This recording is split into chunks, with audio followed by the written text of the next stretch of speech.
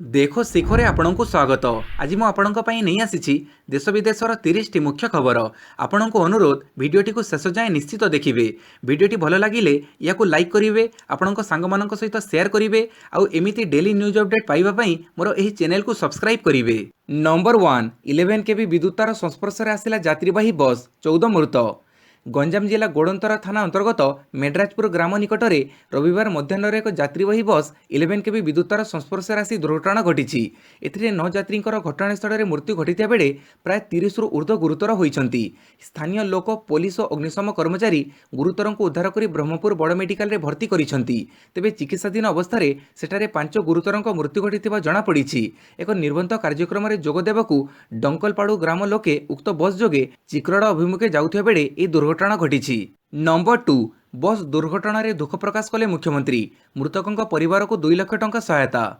ब्रह्मपुर बस रे 11 केवी विद्युतार लागिबा घटना रे मुख्यमंत्री शोक प्रकाश करने सहित प्रति मृतक परिवार को 2 लाख टंका लेखाएं अनुकंपा राशि देवाक घोषणा करिसेंती। रविवार ब्रह्मपुर सहर गोड़ंतरा थाना मलपतुरी निकट में एक बरजात्री बस रे विद्युतार लगी जाइथिला। एथिरे विद्युताघात लगी 14 जन लोक मृत्युवरण करिसेंती। एबे भी अनेक लोक गुरुतर अवस्था मेडिकल रे भर्ती होइछंती। मुख्यमंत्री एथि सहित समस्त आहत व्यक्ति को मागणा चिकित्सा करने को निर्देश देइछंती। नंबर 3 आजिठारु एक भारत श्रेष्ठ भारत अभियान। एक भारत श्रेष्ठ भारत अभियान आज समग्र भारत में आरंभ हेबो। सूचना प्रसारण मंत्रालय द्वारा आयोजित 18 दिन धरी चलिबाकु थिबा यह अभियान आसंता 28 तारिख पर्यंत चलिबो। एक भारत श्रेष्ठ भारत जातीय संस्कृतिर भाव बद्रेक करने सह राज्य केन्द्रशासित अंचल संपर्क को अधिक दृढ़भूत करिबो। एक भारत श्रेष्ठ भारत 2016 कार्यक्रम उद्घाटन अवसर में प्रधानमंत्री नरेंद्र मोदी कहिथिले यह द्वारा देशर विभिन्न राज्यर लोकमानक मध्य संपर्क दृढ़ीभूत हो पारिबो। एही कार्यक्रम लोकमानक मध्य देशर विविधता मध्य एकतार एक नियारा उत्सव बोली से कहिथिले। एही कार्यक्रम द्वारा देशर लोकमानक मध्य पारंपरिक आवेग सृष्टि करि पारिबो। पाणीपाग सूचना प्रबल ठंडा सह एही सबु जिला को ढांकिबो घन कुहुड़ी। सारा राज्य में जारी रही कोहला पाग। पाणीपाग विभाग आकलन अनुजाई आज जाड़ बढ़ वर्षा परे परे पुणी लेउटिब शीत। आज तापमात्रा 3 रु 4 डिग्री को खसी आसिबो। सेहिभଳି राज्यर 4 जिले में शीतर लहरी पर सतर्कता जारी करिछि पाणीपाग विभाग। सोनपुर, केन्दुझर, मयूरभंज, बालेश्वर और अनुगुड़ में आज ठंडार परिमाण बढ़िबा नहीं पूर्वानुमान करिछि पाणीपाग केन्द्र। उल्लेख थाउ कि बिहार और यार आखपाख अंचल में घूर्णिबलय रहिथिबारु एपरि स्थिति ओडिशा रे देखिबाकु मिलिछि। नंबर 4 एबे वायु माध्यम रे व्यापिबा आरंभ कलानी कोरोना भाइरस। कोरोना को नहीं एबे सारा विश्व में आतंक सृष्टि होईछि। चीन समेत पड़ोशी केतेक देश में मध्य कोरोना को नहीं भय देखा देइछि। तेबे इतिमध्य एक एभଳି तथ्य सामना को आसीछि जहाँ शुणिबा परे सबु देशर लोकंक होश उड़ीजिवो। रिपोर्ट मुताबक यही मारात्मक भाइरस एबे वायु द्वारा मध्य व्यापुछि। चीन सांघाईर जड़े वरिष्ठ अधिकारी कहिसंति जे यही भाइरस एबे वायुमंडलर सूक्ष्म जलकणा माध्यम व्यापिबा आरंभ कलानी। वायु माध्यम यह जनक ठारू आउ जनक संक्रमित करिबारे सक्षम होउछि। एही स्थिति को एरोसेल ट्रांसमिशन कुहाଯାଉଛି। चिकित्सा वैज्ञानिकों अनुसार निश्वास नेबा बेले यह शरीर भीतर को प्रवेश करिथाए। एणु परिवारर केही कोरोना आक्रांत होइथिले तांकठारु दूरी रहिबाकू डाक्तर परामर्श देउछंती। नंबर 5 हाईकोर्टर विचारपति भावे आज शपथ नेबे संजीव कुमार पाणिग्राही। वरिष्ठ आईनजीवी संजीव कुमार पाणिग्राही ओडिशा हाईकोर्टर विचारपति भावे आज शपथ ग्रहण करेंगे। ओडिशा हाईकोर्टर कार्यकारी मुख्य विचारपति कुमार जस्टिस संजू पंडा तांको पद गोपनीयतार शपथपाठ करेंगे। आज अपराह्न 2टा समय हाईकोर्टर नूतन सम्मेलनी कक्ष में शपथ ग्रहण उत्सव आयोजित हेबो। एही शपथ ग्रहण उत्सव में हाईकोर्टर विचारपति समेत राज्यर बहु मान्यगण व्यक्ति जोगदेवर कार्यक्रम रही बोली हाईकोर्ट डेपुटी रेजिस्ट्रार एक प्रेस विज्ञप्ति में जनइछंती। सूचनायोग्य गत शुक्रवार संजीव कुमार पाणिग्राही को ओडिशा हाईकोर्टर विचारपति भावे नियुक्ति मिलिथिला। विचारपति भावे तांको नियुक्ति को राष्ट्रपति रामनाथ कोविंद अनुमोदन करिथिले। नंबर 6 ट्रेन खाद्य दर दूर हेबो झिंझट। एणिकी ट्रेन रे खाइबा को नहीं आउ समस्या देखा जीवनी। विशेषकर खाद्यर दर को नहीं यात्री माने बहुबार अभियोग उठैथिले और असंतोष रहुथिले। यहाकू गुरुतर सह विचार करी समस्या हटेइबाकू उद्यम करा जाउछि। सूचना अनुसार सुपरफास्ट समेत अन्य एक्सप्रेस ट्रेन रे यात्री मानकू दिया जाउथबा खाद्य दर को नहीं रहिथिला समस्या। साधारणतः रेलबाई कैटरिंग किंबा अधिकृत भेंडर मानक द्वारा यात्री को खाद्य दिया जाउथबा बेले अधिक हार रे अर्थ आदाय करा जाउथबा अभियोग होई आसुथिला। यहाकू दृष्टि रे रखी रेल मंत्री पीयूष गोयल कहिसंती ट्रेन रे खाद्य द्रव्य मूल्य निर्धारण पई एणिकी पॉइंट ऑफ सेल सह क्यूआर कोड व्यवस्था करा जिवो। ट्रेन रे उपलब्ध थिबा खाद्यर मूल्य चार्ट अर्थात मेनू ट्रेन रे लगाजिबा बाध्यतामूलक हेबो। सेहीपरि विभिन्न वेबसाइट, खबर कागज, सोशल मीडिया एवं अन्य पत्रिका रे मध्य सबु तथ्य प्रकाश करा जिवो बोली मंत्री कहिसंती। नंबर 7 कोरोना आतंक चाइना को सहयोग पई आश्वासन देला भारत। ଚାଇନାରେ କରୋନା ଭାଇରସ ସଂକ୍ରମଣ ଜନିତ ମୃତ୍ୟୁ ସଂଖ୍ୟା ବୃଦ୍ଧି ପାଇବାରେ ଲାଗିଛି। ବର୍ତ୍ତମାନ ମୃତ୍ୟୁ ସଂଖ୍ୟା 811ରେ ପହଞ୍ଚିଥିବା ବେଳେ ସଂକ୍ରମଣ ଜନିତ ମୃତ୍ୟୁ ସଂଖ୍ୟା 34,800କୁ ବୃଦ୍ଧି ପାଇଛି। ଏଭଳି ସଙ୍କଟଜନକ ପରିସ୍ଥିତିରେ ପ୍ରଧାନମନ୍ତ୍ରୀ ନରେନ୍ଦ୍ର ମୋଦି ଚାଇନା ରାଷ୍ଟ୍ରପତି ଜିନପିଙ୍ଗଙ୍କୁ ଚିଠି ଲେଖି ଭାରତ ସମସ୍ତ ପ୍ରକାର ସହଯୋଗ ପାଇଁ ପ୍ରସ୍ତୁତ ବୋଲି ଆଶ୍ୱାସନା ଦେଇଛନ୍ତି। କରୋନା ମୃତକଙ୍କ ପରିବାର ପ୍ରତି ସମବେଦନା ଜଣାଇଛନ୍ତି ପ୍ରଧାନମନ୍ତ୍ରୀ। ସୂଚନାଯୋଗ୍ୟ, କରୋନା ଭାଇରସ ସଂକ୍ରମଣ ସ୍ଥିତି ଯେଉଁଭଳି ଭାବେ ବଢ଼ି ଚାଲିଛି ତାହା ବିଶ୍ୱବାସୀଙ୍କୁ ଆତଙ୍କିତ କରିପକାଇଛି। ବର୍ତ୍ତମାନ ସୁଦ୍ଧା 27 ଦେଶକୁ କରୋନା ଭାଇରସ ସଂକ୍ରମଣ ହୋଇସାରିଛି। ନମ୍ବର 8, 13ରେ ଝିଅ ପଢ଼ାନ୍ତୁ ଝିଅ ବଞ୍ଚାନ୍ତୁ କାର୍ଯ୍ୟକ୍ରମ। ସମାଜରେ ନାରୀ ସଶକ୍ତିକରଣ ଓ ମହିଳାଙ୍କ ସୁରକ୍ଷା ପାଇଁ ସାମାଜିକ ଅନୁଷ୍ଠାନ କଳିଙ୍ଗ ଚାରିଟେବୁଲ୍ ଟ୍ରଷ୍ଟ ପକ୍ଷରୁ ଆସନ୍ତା 13 ତାରିଖରେ ଉତ୍କଳ ରଙ୍ଗମଞ୍ଚରେ ନିଆରା କାର୍ଯ୍ୟକ୍ରମ ଝିଅ ପଢ଼ାନ୍ତୁ ଝିଅ ବଞ୍ଚାନ୍ତୁ ଅନୁଷ୍ଠିତ ହେବ। ଏହି କାର୍ଯ୍ୟକ୍ରମରେ ସମାଜରେ ବିଭିନ୍ନ କ୍ଷେତ୍ରରେ ମହିଳାମାନଙ୍କ ପ୍ରେରଣାଦାୟୀ ଭୂମିକାକୁ ମଞ୍ଚରେ ଉପସ୍ଥାପନ କରାଯିବ ବୋଲି ଟ୍ରଷ୍ଟର ଅଧ୍ୟକ୍ଷ ନାରାୟଣ ମହାପାତ୍ର ସୂଚନା ଦେଇଛନ୍ତି। ଏହା ସହିତ ସମାଜରେ ମହିଳାଙ୍କ ଭୂମିକା, ଦାୟିତ୍ୱ ଓ କନ୍ୟାମାନଙ୍କୁ ଶିକ୍ଷା ପ୍ରଦାନ ପାଇଁ ବିଭିନ୍ନ ପ୍ରେରଣାଦାୟୀ ସାଂସ୍କୃତିକ କାର୍ଯ୍ୟକ୍ରମ ସହ ବହୁ ବିଶିଷ୍ଟ ବ୍ୟକ୍ତିଙ୍କୁ ସମର୍ଦ୍ଧିତ କରାଯିବ ବୋଲି ଆୟୋଜିତ ବୈଠକରେ ଶ୍ରୀ ମହାପାତ୍ର ସୂଚନା ଦେଇଛନ୍ତି।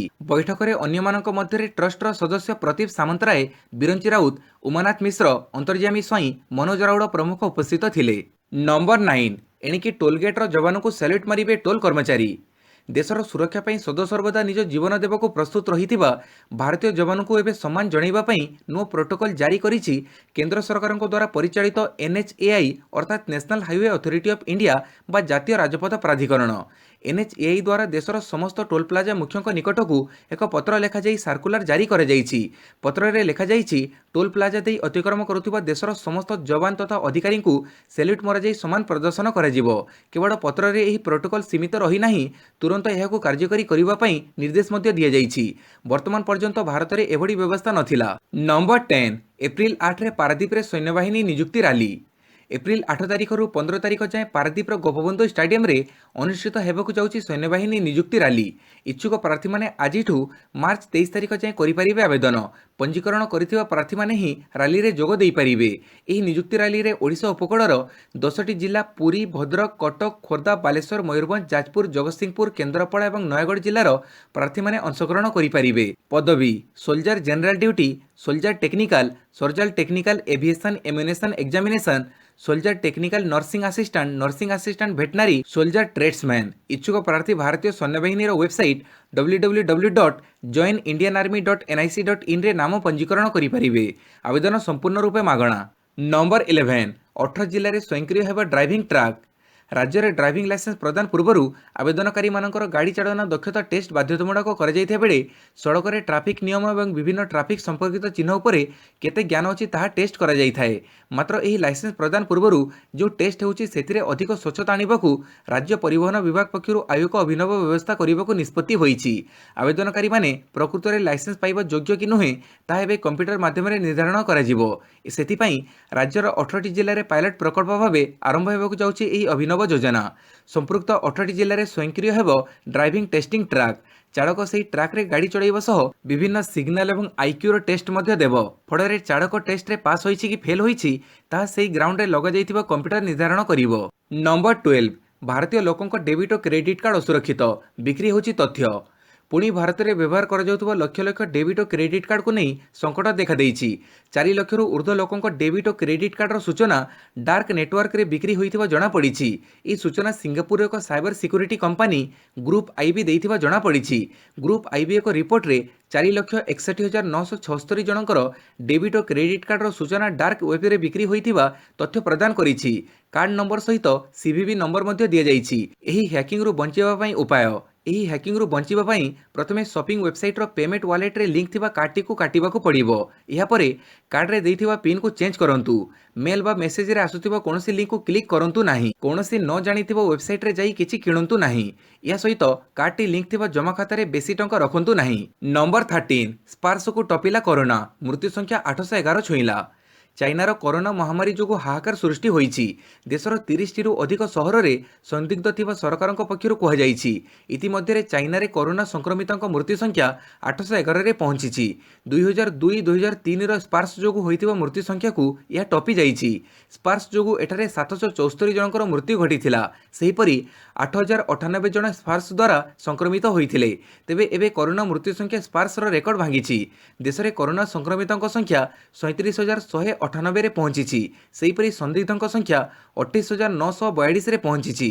ଇତିମଧ୍ୟରେ 2,649 ଲୋକଙ୍କୁ ହସ୍ପିଟାଲରୁ ଡିସ୍ଚାର୍ଜ କରାଯାଇଛି। କରୋନା ସଂକ୍ରମିତଙ୍କର 3,71,905 ଜଣ ନିକଟ ସମ୍ପର୍କୀୟ ଥିବା ସରକାରୀ ଭାବେ କୁହାଯାଇଛି। ନମ୍ବର 14 ପୁରୀ ଅନୁଗୁଳ ମଧ୍ୟରେ ଦୀର୍ଘତମ ମେମୁ ସେବା।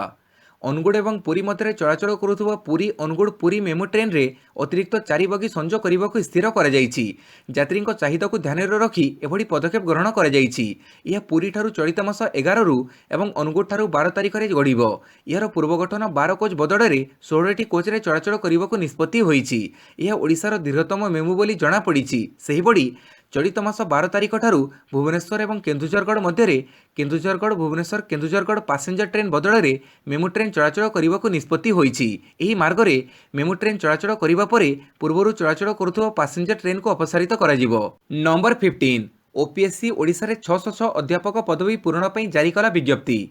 Odisha public service commission degree କଲେଜର ବିଭିନ୍ନ ବିଭାଗରେ 606ଟି ଖାଲି ପଡ଼ିଥିବା ଅଧ୍ୟାପକ ପଦବୀ ପାଇଁ ଆବେଦନ କରିବାକୁ ବିଜ୍ଞପ୍ତି ଜାରି କରିଛି।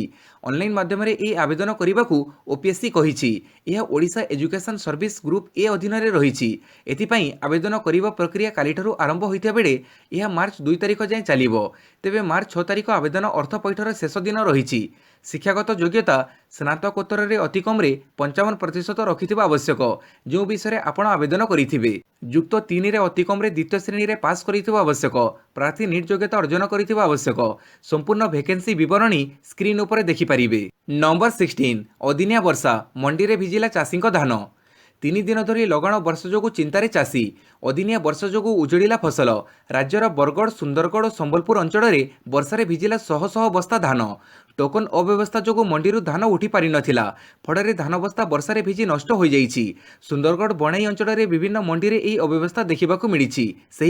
ସେହିପରି ସମ୍ବଲପୁର ଜିଲ୍ଲାର ବାମରା କେନାଢିପା ଭୋଜପୁର ଫାସିମାଲ ଗୁଣ୍ଡୁଚୁଆ ଓ ଜମନକିରା ଅଞ୍ଚଳରେ ଥିବା ମଣ୍ଡି ବାହାରେ ପଡ଼ିଥିବା ହଜାର ହଜାର ଧାନ ବସ୍ତା ନଷ୍ଟ ହୋଇଛି। ମଣ୍ଡିଗୁଡ଼ିକରେ ଆବଶ୍ୟକ ଭିତ୍ତିଭୂମି ଅଭାବ ଯୋଗୁଁ ଧାନଗୁଡ଼ିକ ନଷ୍ଟ ହୋଇଥିବା ଅଭିଯୋଗ ହୋଇଛି। ସେହିପରି କ୍ଷତିପୂରଣ ପାଇଁ ଚାଷୀମାନେ ଦାବି କରିଛନ୍ତି। ନମ୍ବର 17 ଏକ୍ଜିଟ୍ ପୋଲ୍ ଓ ନିର୍ବାଚନ ଫଳାଫଳ ମଧ୍ୟରେ ରହିଛି ବହୁତ ପାର୍ଥକ୍ୟ କହିଲେ ଜାଭଡେକର। ସରିଛି ଦିଲ୍ଲୀ ବିଧାନସଭା ନିର୍ବାଚନ। ଏବେ ସମସ୍ତଙ୍କ ନଜର ଫଳାଫଳ ଉପରେ। ଇତିମଧ୍ୟରେ କିନ୍ତୁ ଏକ୍ଜିଟ୍ ପୋଲ୍ ଫଳାଫଳକୁ ନେଇ ପୁଣି ଅଙ୍କ କଷା ଆରମ୍ଭ ହୋଇଗଲାଣି। ଆଉ ଏହି ଏକ୍ଜିଟ୍ ପୋଲ୍ କହୁଛି ପୁଣି ଥରେ ଦିଲ୍ଲୀରେ ଅରବିନ୍ଦ କେଜରିୱାଲ ଆମ୍ ଆଦମୀ ପାର୍ଟି ସରକାର ଗଠନ କରିବ। ଏହାକୁ ଦେଖିବା ପରେ ପ୍ରତିକ୍ରିୟା ରଖିଛି ଭାରତୀୟ ଜନତା ପାର୍ଟି। ଭାଜପା ନେତା ପ୍ରକାଶ ଜାଭଡେକର କହିଛନ୍ତି ଏକ୍ଜିଟ୍ ପୋଲ୍ ଓ ନିର୍ବାଚନ ଫଳାଫଳ ମଧ୍ୟରେ ବହୁତ ପାର୍ଥକ୍ୟ ରହିଛି। ଏକ୍ଜିଟ୍ ପୋଲ୍ ଭୁଲ ବୋଲି ମଧ୍ୟ ଅତୀତରେ ପ୍ରମାଣିତ ହୋଇସାରିଛି। ତେଣୁ ଏଥର ଦିଲ୍ଲୀରେ ଭାଜପା ଶାସନ କ୍ଷମତାକୁ ହାତକୁ ନେବ ବୋଲି ସେ କହିଛନ୍ତି। ତେଣୁ ଆସନ୍ତା 11ରେ ଏହା ସ୍ପଷ୍ଟ ହୋଇଯିବ ବୋଲି ସେ କହିଛନ୍ତି। ନମ୍ବର 18 26 ଜଣଙ୍କୁ ହତ୍ୟା କରିଥିବା ଜାକରାପନ୍ଥଙ୍କୁ ମାରିଲେ ଥାଇ କମାଣ୍ଡୋ। ଥାଇଲ୍ୟାଣ୍ଡର ଉତ୍ତର ପୂର୍ବାଞ୍ଚଳ ସହର ନାଖୋନ ରାଚାସୀମାଠାରେ ଏକ ମଲ୍ରେ ପଶି 26 ଜଣଙ୍କୁ ହତ୍ୟା କରିଥିବା ଥାଇଲ୍ୟାଣ୍ଡ ସେନାର କନିଷ୍ଠ ଅଧିକାରୀ ଜାକରାପନ୍ଥ ଥୋମାଙ୍କୁ ସୋମବାର ଥାଇଲ୍ୟାଣ୍ଡର କମାଣ୍ଡୋମାନେ ଗୁଳି କରି ହତ୍ୟା କରିଛନ୍ତି। ଫଳରେ ଦୀର୍ଘ 17 ଘଣ୍ଟାର ଭୟ ଓ ଆତଙ୍କର ବାତାବରଣ ଅବସାନ ଘଟିଛି। ଏହି ଘଟଣାରେ 12ରୁ ଉର୍ଦ୍ଧ୍ୱ ଲୋକ ଆହତ ହୋଇଛନ୍ତି। କୋରାଟ ଭାବେ ଜଣାଶୁଣା ନିଖୋନ ରାଚାସୀମା ମଲ୍ର ଟର୍ମିନାଲ 21ରେ ଜାକରାପନ୍ଥ ଗୁଳି ବର୍ଷଣ କରିଥିଲା। ବନ୍ଧୁକଧାରୀ ଜାକରାପନ୍ଥ ବାରାକରୁ ଅସ୍ତ୍ରଶସ୍ତ୍ର ଚୋରି କରି ନେଇ ରାତିସାରା ମଲ୍ ମଧ୍ୟରେ ରହି ଗୁଳି ଚଳାଇଥିଲା। ଥାଇଲ୍ୟାଣ୍ଡର ସୁରକ୍ଷା ବାହିନୀ ପକ୍ଷରୁ ଆକ୍ରମଣ କରାଯାଇ ଆତଙ୍କିତ ବ୍ୟବସାୟୀମାନଙ୍କୁ ମଲ୍ ମଧ୍ୟରୁ ଉଦ୍ଧାର କରାଯାଇଥିଲା। ଜଣେ ପୁଲିସ ମୁଖପାତ୍ର କହିଛନ୍ତି ଶତାଧିକ ସୁରକ୍ଷା କର୍ମଚାରୀ ଏବଂ କମାଣ୍ଡୋଙ୍କ ସହାୟତାରେ ସ୍ୱତନ୍ତ୍ର ଅପରେସନରେ ସେହି ବନ୍ଧୁକଧାରୀଙ୍କୁ ହତ୍ୟା କରାଯାଇଛି। ନମ୍ବର 19 ମାର୍ଚ୍ଚରେ ଧର୍ମଘଟ କରିବାକୁ ପୁଣି ଚେତାବନୀ। 5 ଦିନ ରହିପାରେ ବ୍ୟାଙ୍କ ବନ୍ଦ। ବଜେଟ୍ ଦିନ ଓ ଏହାର ଠିକ୍ ଗୋଟିଏ ଦିନ ପୂର୍ବରୁ ବ୍ୟାଙ୍କ ଧର୍ମଘଟ ଥିଲା। ବ୍ୟାଙ୍କ କର୍ମଚାରୀଙ୍କ ଦାବି ଏପର୍ଯ୍ୟନ୍ତ ପୂରା ହୋଇପାରି ନାହିଁ। କିନ୍ତୁ ପୁଣି ଥରେ ବ୍ୟାଙ୍କ କର୍ମଚାରୀମାନେ ଧର୍ମଘଟ କରିବାକୁ ପ୍ରସ୍ତୁତି ଆରମ୍ଭ କରିଦେଇଥିବା ଜାତୀୟ ଗଣମାଧ୍ୟମର ରିପୋର୍ଟରୁ ଜଣାପଡ଼ିଛି। ବ୍ୟାଙ୍କ କର୍ମଚାରୀ ମାର୍ଚ୍ଚ ମାସରେ ପୁଣି ଥରେ 3 ଦିନିଆ ଆନ୍ଦୋଳନ କରିପାରନ୍ତି। ଯଦି ଏହା ହୁଏ ତାହେଲେ ମାର୍ଚ୍ଚର ଦ୍ୱିତୀୟ ସପ୍ତାହରେ 5 ଦିନ ବ୍ୟାଙ୍କ ବନ୍ଦ ରହିବ। ବ୍ୟାଙ୍କ କର୍ମଚାରୀ ଫେଡେରେସନ୍ ଅଫ୍ ଇଣ୍ଡିଆ ଓ ଅଖିଳ ଭାରତୀୟ ବ୍ୟାଙ୍କ କର୍ମଚାରୀ ସଂଗଠନ ତରଫରୁ କୁହାଯାଇଛି କି ଯଦି ଆମର ଦାବି ପୂରଣ ନ ହୁଏ ସରକାରୀ ବ୍ୟାଙ୍କର ସମସ୍ତ କର୍ମଚାରୀ ମାର୍ଚ୍ଚ 11ରୁ 13 ତାରିଖ ଯାଏଁ ଆନ୍ଦୋଳନକୁ ଓହ୍ଲାଇବେ। ମାର୍ଚ୍ଚ 14ରେ ଦ୍ୱିତୀୟ ଶନିବାର ଓ ମାର୍ଚ୍ଚ 15 ରବିବାର ଛୁଟି ହେବ। ତେଣୁ ବ୍ୟାଙ୍କ କ୍ରମାଗତ ଭାବେ 5 ଦିନ ବନ୍ଦ ରହିବ। ନମ୍ବର 21 15 ଜାନୁଆରୀ ପରେ ଚୀନ ଯାଇଥିବା ବିଦେଶୀ ଭାରତ ଫେରିପାରିବେ ନାହିଁ। ଚୀନରେ ନୋବେଲ କରୋନା ଭାଇରସର ଆତଙ୍କ ଜାରି ରହିଛି। ଏହାରି ଭିତରେ ଭାରତୀୟ ବେସାମରିକ ବିମାନ ଚଳାଚଳ ମନ୍ତ୍ରଣାଳୟ ଶନିବାର ଏକ ସର୍କୁଲାର ଜାରି କରିଛି। ଯେଉଁ ବିଦେଶୀ ନାଗରିକ 15 ଜାନୁଆରୀ ପରେ ଚୀନ ଯାଇଛନ୍ତି ସେମାନେ ନୂଆ ସର୍କୁଲାର ଜାରି ହେବା ପର୍ଯ୍ୟନ୍ତ ଭାରତ ଆସିପାରିବେ ନାହିଁ। ଏହା ବାଦ 5 ଫେବ୍रुଆରୀ ପୂର୍ବରୁ ଚୀନ ନାଗରିକଙ୍କୁ ଜାରି କରାଯାଇଥିବା ଭିସା ମଧ୍ୟ ରଦ୍ଦ କରାଯାଇଛି। ତେବେ ବିମାନରେ ଥିବା ଚୀନ କ୍ରିଓ ସଦସ୍ୟଙ୍କ ପାଇଁ ଏହି ନିୟମ ଲାଗୁ ହେବ ନାହିଁ ବୋଲି ଡିଜିସିଏ ସ୍ପଷ୍ଟ କରିଛି। ଡିଜିସିଏର ଆଦେଶ ମୁତାବକ 15 ଜାନୁଆରୀ 2020 କିମ୍ବା ଏହାପରେ ଚୀନ ଯାଇଥିବା ବିଦେଶୀ ନାଗରିକ ଭାରତ ନେପାଳ, ଭାରତ ଭୁଟାନ, ଭାରତ ବାଂଲାଦେଶ ଏବଂ ଭାରତ ମିଆଁମାର ସୀମା ସହିତ କୌଣସି ବିମାନ କିମ୍ବା ଜାହାଜ ଦେଇ ଭାରତ ଆସିପାରିବେ ନାହିଁ। ନମ୍ବର 22 ବିଶିଷ୍ଟ ସାହିତ୍ୟିକ ପଦ୍ମଶ୍ରୀ ଗିରିରାଜ କିଶୋରଙ୍କ ପରଲୋକ। ଦେଶର ପ୍ରଖ୍ୟାତ ସାହିତ୍ୟିକ ଗାନ୍ଧୀବାଦୀ ତଥା ଆଇଆଇଟି କାନପୁରର ପୂର୍ବତନ ରେଜିଷ୍ଟ୍ରାର ପଦ୍ମଶ୍ରୀ ଗିରିରାଜ କିଶୋରଙ୍କ ରବିବାର ସକାଳେ ପରଲୋକ ହୋଇଯାଇଛି। ମୃତ୍ୟୁ ବେଳକୁ ତାଙ୍କୁ 83 ବର୍ଷ ହୋଇଥିଲା। ପଦ୍ମଶ୍ରୀ ଗିରିରାଜ ଲୋକସେବକ ମଣ୍ଡଳର ଟ୍ରଷ୍ଟି ଥିଲେ। ଗିରିରାଜଙ୍କ ଦେହାନ୍ତ ଖବର ପ୍ରଚାରିତ ହେବା ପରେ ସମଗ୍ର ସାହିତ୍ୟ ଜଗତରେ ଶୋକର ଛାୟା ଖେଳିଯାଇଛି। ଗିରିରାଜଙ୍କ ଘର ମୁଜଫରନଗରରେ, ସେ କାନପୁରର ସୁଟରଗଞ୍ଜରେ ରହୁଥିଲେ। ରବିବାର ସକାଳେ ସେ ପ୍ରତିଦିନ ଭଳି ପ୍ରାତଃଭୋଜନ କରିଥିଲେ ଏବଂ ଲୋକଙ୍କ ସହିତ କଥା ହୋଇଥିଲେ। ସକାଳ 9ଟାରେ ସେ ହଠାତ୍ ଅସୁସ୍ଥ ହୋଇପଡ଼ିଥିଲେ। 9:30 ବେଳେ ବାସଭବନରେ ହିଁ ତାଙ୍କର ଦେହାନ୍ତ ହୋଇଯାଇଥିଲା। ସୋମବାର ସକାଳେ 10ଟାରେ ଗିରିରାଜଙ୍କ ବାସଭବନ ସୁଟରଗଞ୍ଜ ଏଲିଗନ ମିଲ୍ ନମ୍ବର 1 ସମ୍ମୁଖରେ ଅନ୍ତିମ ସଂସ୍କାର କରାଯିବ। ନମ୍ବର 23 ଆସୁଛି ମହିନ୍ଦ୍ରାର ନୂଆ ଇଲେକ୍ଟ୍ରିକ୍ ସ୍କୁଟର। 3 ଘଣ୍ଟା ଚାର୍ଜ କଲେ ଗଡ଼ିବ 50 କିଲୋମିଟର। ଅଟୋ ଏକ୍ସପୋ 2020ରେ ଅଟୋମୋବାଇଲ କମ୍ପାନୀ ମହିନ୍ଦ୍ରା ପକ୍ଷରୁ ଏକ ଇଲେକ୍ଟ୍ରିକ୍ ସ୍କୁଟର ପ୍ରଦର୍ଶିତ ହୋଇଛି। ଏହି ସ୍କୁଟରର ନାଁ ରଖାଯାଇଛି ଇ-ଲୁଡିକ୍ସି। ଏହା 50 ସିସିର 2 ଚକିଆ ଗାଡ଼ି ପୂରାପୂରି ଇଲେକ୍ଟ୍ରିକ୍।